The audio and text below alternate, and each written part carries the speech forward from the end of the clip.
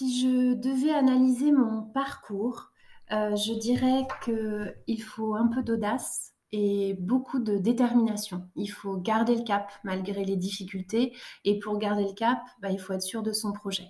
Et on est sûr de son projet quand on l'approfondit, quand on prend le temps d'aller interroger des professionnels, quand on sonde le marché. Ça, c'est le premier point. Le deuxième point, je dirais qu'il ne faut pas craindre de prendre des risques, hein, oser se challenger, se tester, se confronter à de nouvelles choses. Et c'est d'ailleurs ce qui fait tout le sel de la reconversion, puisqu'on apprend un environnement professionnel complètement nouveau. Et puis, il faut savoir aussi à quoi s'attendre, hein. C'est évidemment parfois rencontrer quelques difficultés, on perd ses repères, hein, et aussi son statut social, quelquefois un confort de vie. Donc, la reconversion, c'est également, ça touche à l'identité professionnelle, hein. Quand on se reconvertit, on repart de zéro, on doit refaire ses preuves. Donc, être bien conscient, effectivement, de ces changements qu'on aura à aborder.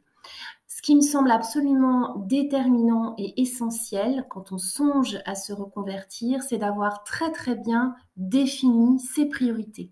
Est-ce que finalement un meilleur équilibre de vie vient compenser une perte de rémunération? Ou est-ce qu'au contraire, un niveau de rémunération élevé est un critère absolument non négociable? Voilà les éléments auxquels je pense quand je songe au parcours de reconversion.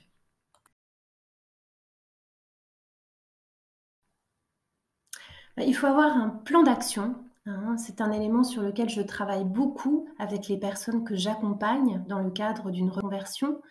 Avoir un projet très construit, validé à chaque étape, ça permet de mieux anticiper les risques et effectivement de les réduire. Et deuxième élément fondamental, le réseau. Le réseau, toujours le réseau, encore le réseau.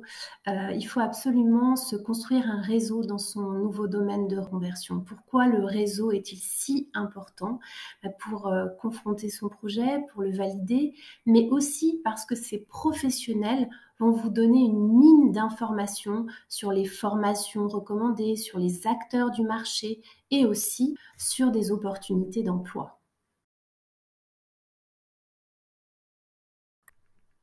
Alors je dirais pour conclure que certes, hein, il ne faut pas partir bille en tête, il faut se poser les bonnes questions, mais je peux témoigner du fait que la reconversion est une aventure absolument passionnante, stimulante et enrichissante à tout point de vue.